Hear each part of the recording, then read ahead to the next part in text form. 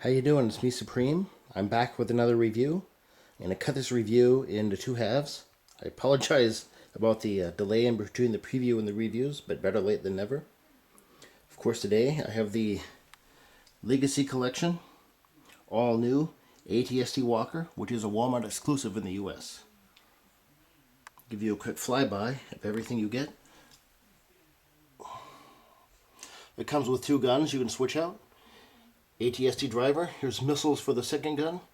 You can see right there, I'm not sure if you can, but he does have a helmet. It kind of blends in with the background. By the way, this is a very good background of the Endor moon. Reminds me a lot of Washington State when I was a kid. Used to live there. And of course the box. That new angular red look they're going for the Legacy Collection. The instructions here.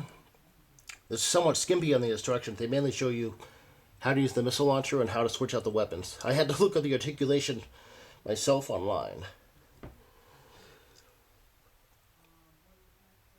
The ATST has an interesting history as a vehicle. It started as of course, it was briefly in episode 5. You could see it walking among the behemoth AT-ATs. Here's the inside. And but you really saw it in episode 6. It really shined. They came out for a toy in episode 6 of this. Kenner did, and it was lacking in a lot of ways. It was significantly smaller than this one. It could only hold one driver. You had to buy the driver separately. The paint job wasn't that good. Of course, when Kenner sold out to Hasbro in the early 90s, Hasbro kept the mold. I think they did it in the Power of the Force, and I know they did it twice. Two separate collections, exclusive battle packs. One Endor and one Hoth. They reused the Walker, and they decided to change the mold for the Legacy Collection. Although the driver is basically a repack. He's been very hard to get. This is basically a repack of the Hoth driver from the 30th anniversary Ultimate Battle Pack, but he does have a different head sculpt. Actually, it's a head sculpt from one of the Capture the Tantive 4 Rebel Troopers. As I said, this is the first ATST to hold two drivers, significantly larger than the older one. The older one did have stomping action with it. This one doesn't. Excuse me, but this one's very articulate, nonetheless. One thing it's lacking on, I was hoping it would come with.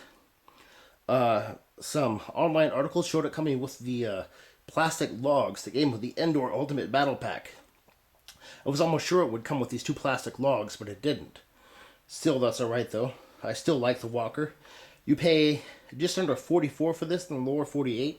I think it's like $43.96. I paid around $48 in Alaska for this.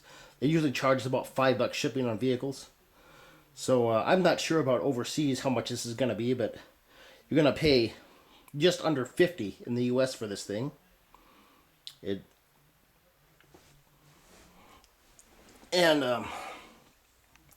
is, as I said, a significant improvement over the older one. I'm glad they redid this vehicle. Very glad. Well, that concludes my first part of this review.